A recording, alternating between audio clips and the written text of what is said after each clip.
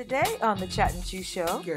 How in the world did you start from being a secretary at a copier company, to owning this successful business? Who run the world? Girls, said Beyonce, and our guest today is no exception. Mona began her career as a realtor in 2004 and by 2006 was among the top 1%, collecting a number of prestigious awards given only to those who produce annual sales far above the industry average.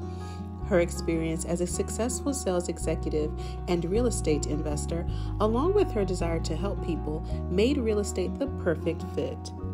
In 2008, Mona developed a real estate company of her own called E13 Group. After carefully evaluating the industry, she set off on a mission of agent consumer empowerment and in 2013 decided to take this concept to another level by partnering as a franchisee with Realty ONE Group Incorporated.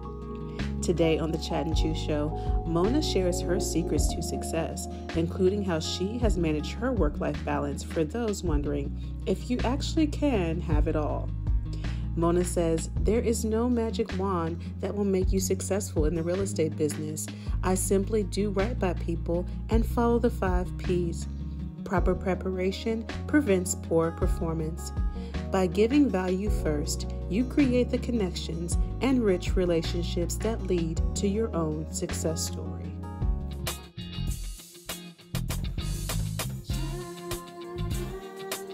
Hello, everybody, and welcome to the Chat and Chew Show. My name is Betty. And I'm Roxanne. And we say this every week, and we honestly mean this, that we are super thrilled that you have clicked on the Chat and Chew Show. The show is designed to empower you to do your relationships better. And today we have a super special guest. I can't wait for you guys to hear her story. But before we dive in, I always want to ask my co-host, Roxanne, how you doing? I'm all right. I'm doing okay. I'm in the middle of trying to move. So my brain is going a million miles a minute. I tend to do that thing where I pack in my head first and then go pack. I don't know how you do it, but yeah. So that's going on right now. How are you? I'm doing good. I'm just thinking about, man, moving is huge. Oh my goodness. You don't realize how much stuff you have until you start putting it in boxes. It's just crazy. Seriously. So this is so. No, I was just saying seriously, but the good part is I do have a friend coming to help, which is great. Why relationships matter. To help they you matter. You know you have a good friend when they come and help you pack. That's a good friend. Good. Well, it's so funny, Roxanne, that you would talk about moving, because we're going to talk to a woman today who she's not, I want to say she's a mover and a shaker. And it's going to be great to hear her story. So hang on. This is going to be a great show.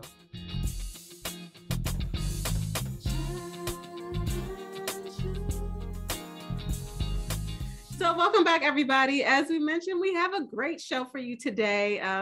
We have joining us Mona. Mona, how are you? Hello, ladies. I'm well, thank you. Thanks for coming on the show. So you are head of Realty ONE Group, correct? I'm a franchise owner and own 2 Realty ONE Groups. Thanks for the correction. Because that is serious. I can't even think of where to begin to start owning a franchise or anything like that. What got you into realty in general? Well, real estate has always been in the family blood, I guess, if you will. But for me, I never wanted to pursue real estate as an actual business. I was a salesperson for a corporate 500 company. I was perfectly happy. Made a great living, and my husband and I were investors, and we were fine. So what the pivotal point for me was the lack of information that consumers were getting. And I'm really good at math. So it was just one of those things that I guess it picked me. I didn't pick it, if that's fair. There you go. So yeah, I did not pick real estate. Real estate really picked me, and I'm very honored to be part of the industry. So I love it. Give us a little bit for people who don't really understand real estate, because some people have just bought a house or sold a house or, that kind of thing. Not really sure what that is. Can you just in general tell us what being a realtor or real estate is? Well, actually, a real estate agent isn't just buying and selling homes. And this is what I tell a lot of our agents. If it was, then I suppose somebody could pick up a book, look at YouTube, and there's an app for everything. So you would never need an agent for those things. But really, a real estate agent comes in and really helps with the trust factor and builds the bridge between buyer and seller and even landlord and tenant, right? Because there's a lot of legalities that go with it. We are not attorneys, but we definitely help bridge that gap between buyer and seller because there's something called trust. Trust in the process, trust that all your money is being taken care of in your future investment or your current investment properly. And it's a place not only financially that could make a difference in your life for you and the rest of the generations to come, but it really is about making sure that at the end of the day you make great memories wherever that might be. So yeah, there's a lot of components. So for individuals that think that real estate agents just do buy and sell, I would beg to differ with that. We wear many, many different hats, and it's all to help the individuals or even corporations, but mostly for us individuals, really find that financial freedom. I don't know if you ladies know this, and you probably already do, but in the United States, the biggest key to wealth for most average mid-income families is real estate. Really? Mm. I didn't know that. I did know that. But it's funny. I want to take a quick step back because I heard you say it's about trust, which I thought was interesting. I've never heard it put that way personally. So how do you, again, thinking about relationships, build trust, especially in what seems as such a professional, transactional type of relationship? I think that you'll find that the human connection hasn't really changed over the years, even though we have Zoom, social media, all sorts of different things that connect people. At the end of the day, the connection when you're in front of somebody changes a great, great deal. And so, sometimes agents get leads and they're really, we call them cold leads. Why? Because you've never met them. They're not a friend of a friend. They're not, your mother's friend or whatever. And you're like, oh my God, are they going to like me? Believe it or not, that's what a realtor thinks. Oh my God, are they going to like me? And the first advice I give to all of our agents, including me when I started, was it doesn't matter. Be yourself. Why? Because they've got to get to know you anyway. It's a 30-day process, up to a 60-day, up to a 6 months, sometimes up to 1 year. So just be who you are because you are your own fingerprint. And that's how you develop trust, right? It's just being yourself. Don't be somebody you're not, because I don't know about you, but I think most people can smell the stuff that they know to be fake pretty quickly. So to me, trust is developed on being who you are, even maybe if who you are isn't what you're so exactly proud of. That's good, Mona. That is good. Wow. So on the show, we don't have time to sit and ponder. So, but that's one I'll have to go back and listen to. Man, that's good. Just be who you are. And it's refreshing. Can I say this? I'm sorry to interrupt. Can I say, I just had this conversation with, I did a group chat with some of my agents, and I have about 120 of them. And I love them all like family. And one of the things that we had a conversation on just this Monday was the best part about you is your vulnerability. That is the best part about you because what keeps you motivated in your strength. So that's just something that I tell and I share with agents. None of this, of course, without feeling it myself. Wow. So authenticity has got to come in all facets, through leadership. Even when you are me, I'm always the student. Oh, good Lord, I'm always the student.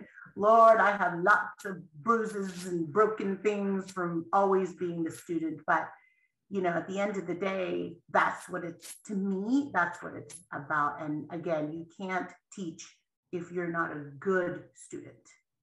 So there you go. Sorry. That was good. That's really good. And I just want to say it's refreshing too to hear being authentic and vulnerable in an age where there's so many lists of like the top 10 ways to get your sales done, or the top 5 ways to get people to do what you want, that type of stuff. I feel like it's out there so much, but to hear, be yourself and be vulnerable is refreshing. We want to hear a little story. Yeah. So many, many years ago, I'd say I was a secretary in a copier company. That's how I started my sales career. And I was a secretary. I was pregnant with my son. He's 30, by the way. That ought to give away my age. And there was this tiny agent. She's not an agent. She was a salesperson, copier salesperson. And she was adorable. And I just loved her to pieces. Cute little face. She's like blonde. She's just petite. And people used to come in, big organizations used to come in and demo the copy machines. But every time that lady would work the copy machine, it would jam up. I would just be in the background kind of laughing because I just had a technician look at it. And that was one of her biggest downfalls, is she really just was awful at removing all the paper jams. So it was so great to see her, because she goes, oh my God, mind you, in front of like purchase, people and the CEO of an organization, and it's supposed to shine, right? It's like trying your car. It's supposed to shine. It's supposed to be the best. It would always be, I don't know what she would do to it or what kind of mojo, but every time she'd go, oh my God, are you kidding me? This is happening. I'm really not good at this. And she's pulling out all the paper, and they loved her. And they would buy 10 of them from her, honestly, because she had, some large accounts and people she didn't even know. And in that moment, I had realized, despite of her quirkiness, people loved her. And despite that she was vulnerable in the moment, people gravitated to that. So anyway, I just thought you would enjoy that. Oh yeah, that is huge.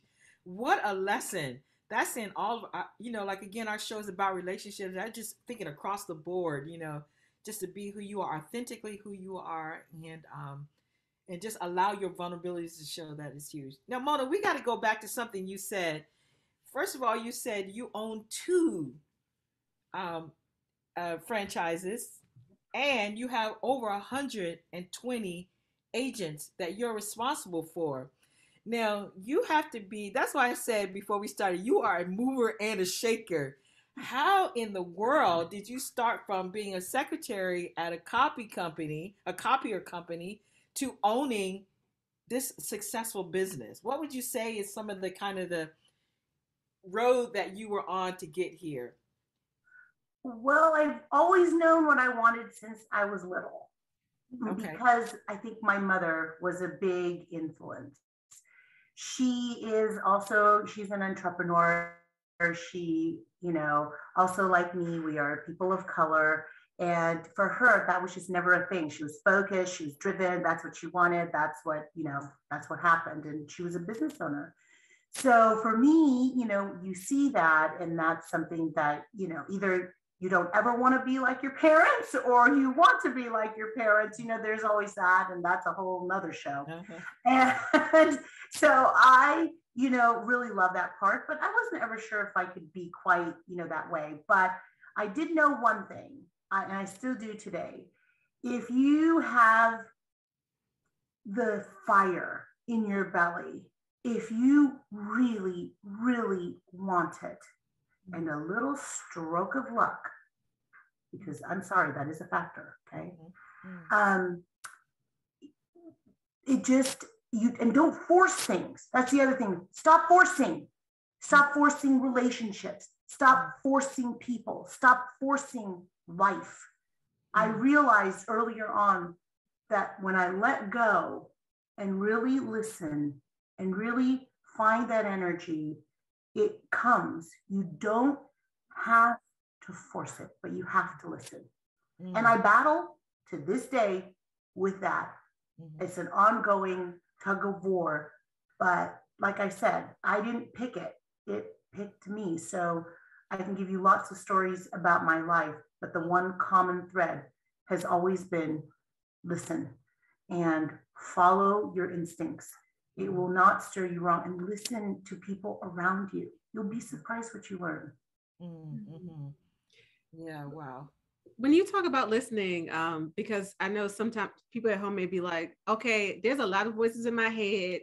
Which one do I listen to? Because some of them sound a little off. So how do you figure out? There's medication for that one.